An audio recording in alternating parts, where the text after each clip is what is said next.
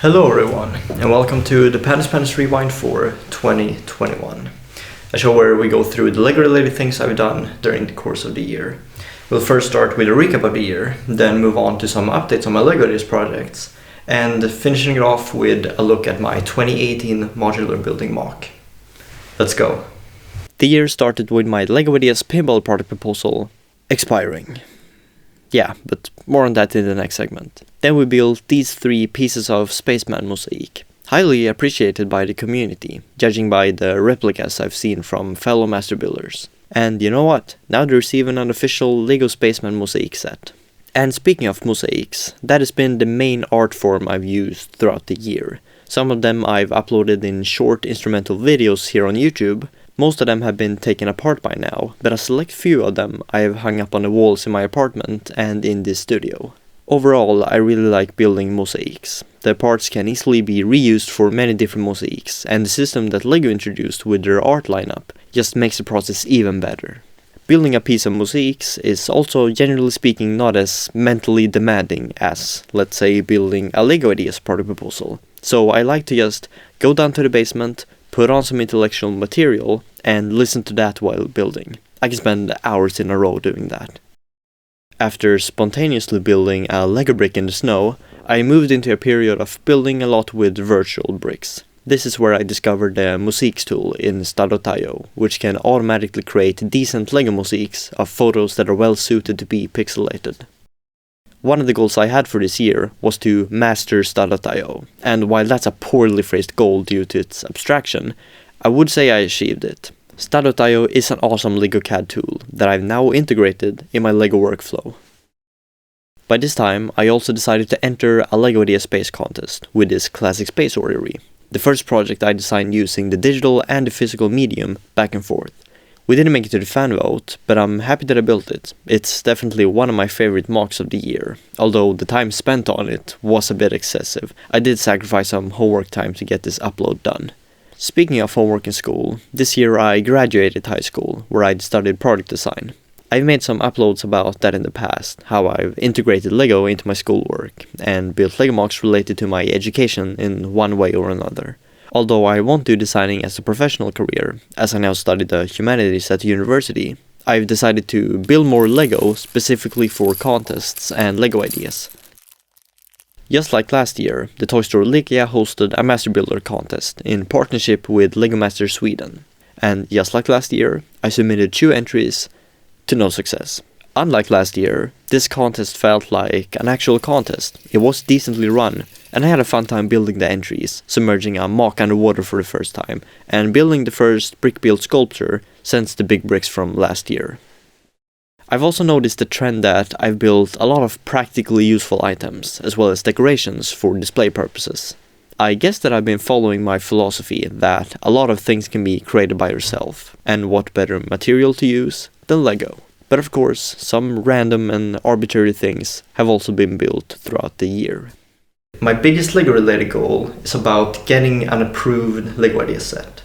At least getting a LEGO Ideas product proposal to 10,000 supporters, because the LEGO Ideas Experts review can be quite brutal. In pursuit of this goal, my involvement in LEGO Ideas has grown during the year.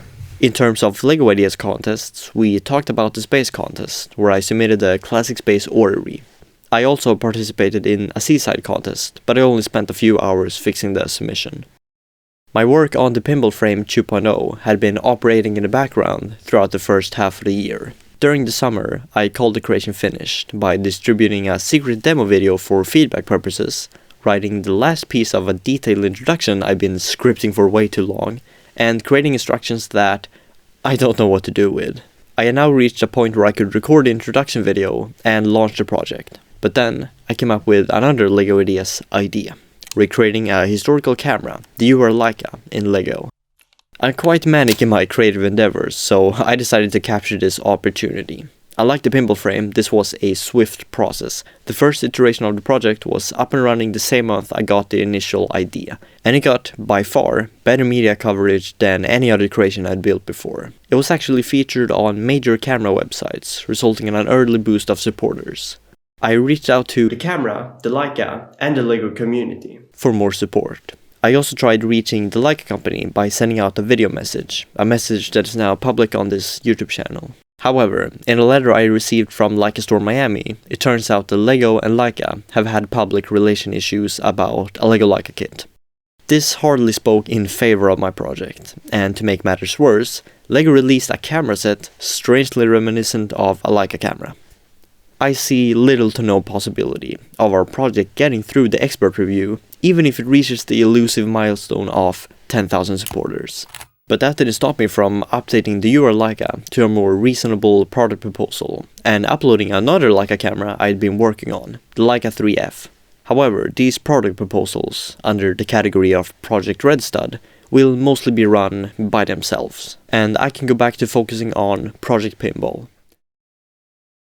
Project Pinball is about getting a pinball product proposal to 10,000 supporters. I will get around to releasing the pinball frame in 2022, 1 year after its initial deadline. However, I think this project is too innovative. It doesn't look like a traditional pinball game at all, and that's what LEGO would want. That's why I won't focus much on the marketing for the pinball frame, and instead work on another pinball creation that will hopefully defy the 10K milestone and be considered in the expert review. Last year, we took a look at my modular building from 2015, and in this video, we're gonna take a look at my modular building from 2018, which did quite well in a contest back then. It's a 3-level building with an art gallery and a YouTube studio, which happened to be our imaginary YouTube studio. Instantly, we can see some clear improvements on the facade. Cookies and Coffee was a fun and playful building, also reflected in the messy and unthoughtful architecture. Arts, on the other hand, is much more pleasing to look at. I especially like how I humbly put a big YouTube logo and my name on the facade. Instead of building a staircase, I wanted to try building an elevator shaft using a gear mechanism. It worked decently well, but it's not at all reliable for an official LEGO set, unless they would include some gear oil in the box. To cover it up, I created some brick mosaic stretching all the way to the top. This is the most unconventional part of the build, but I think it blends just fine with the rest of the exterior. Just like in every modular building, the floors are easily removable, but the elevator shaft conveniently stays in place. The ground floor is bananas, check this out. I mostly used grey colors here, so that the art itself would really stick out. Here we have everything, from clean abstract paintings and LEGO sculptures, to banana paintings, and something reminiscent of classic space. This alphabetic letter stands for Pandis Pandus, I guess. Okay, so what I'm about to tell now might banana split the audience, but monkeys are behind this art. This is the room where all the action takes place. The wall can be removed, and this grid can be pulled up for easier access. There's a door leading down to the basement. The darkness leaves a lot for your imagination to decide what's in there. Perhaps loads of bananas to be imported, and a lot of art to be exported. The elevator shaft will escort us to the studio of a LEGO YouTuber, dressed up as a panda, if you've heard of him. Upon entering the studio, you will be greeted with a green screen setup, where Benny is currently recording videos out of this world. The computer setup is the only part that I've updated from the original model. The old version had a thick monitor, unattractive furnishing, and a questionable cable running between the setup and the audio booth. A studio without a refrigerator is not a complete studio. We also have a piano here. I don't play an instrument, but if I get around to do that, it will easily be the piano. On the piano, there is a trophy, a panda plushie, and shockingly, a sap spell from Clash Royale. This makes me realize how fast time passes. The staircase leads us to the other floor of the studio. Here is a coffee area with this coffee machine. I don't drink coffee, but it's somewhat of an unwritten rule to have coffee available in serious business environments. We got a kitchen with this interestingly designed sink using a brick upside down construction that is interlocked into the wall and used in the bathroom as well. I don't think this is an illegal technique. Other than that, the kitchen and the bathroom are quite straightforward, and I also remember that they were quite boring to build as well. And the same goes for the balcony. There's just nothing here. The living room, on the other hand, was really fun to design. We got this triangle-shaped table and a couch, obviously referencing the YouTube logo. The item at the table is a newly introduced reference to the pinball frame. The couch can fold into a bed, where you can take a nap after long recording sessions. There is a bug where you can't open the door when the couch is folded out, but I guess that kinda locks the door at night. This TV is quite thick, because I insisted on including the bezels. Below the TV are a couple of drawers, another reference to Minecraft, and a messy stack of newspapers. I'm not that messy. The staircase lets us access the rooftop. This skylight lets in quite a lot of light into the apartment.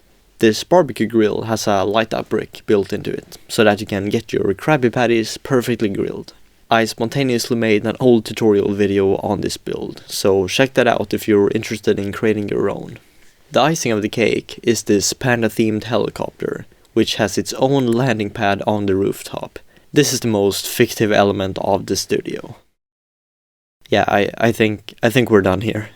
Overall, Arts is a fine build in my eyes, and some aspects holds up well to today's standards, although there were many things that I just wanted to rebuild when going through this creation. My main complaint is its dimensions. It's unnecessarily narrow, the elevator shaft sticks out, there isn't much street space, etc. But looking at it as a whole, this is a huge step up from the build 3 years before, and it would be fun to see what I can do now, 3 years after. Perhaps it's time to build another modular building MOC. We'll see. And that's it for this rewind video. This is by far the funniest video to make every year, and it's always a creative rush to get it done in time. It's really worthwhile taking loose clips recorded throughout the year and connecting them in one final video, closing the old year and welcoming the new year. I'm looking forward to keeping up the building in 2022. If you made it this far into the video, drop a comment and I'll reply. Thanks for watching, and peace out.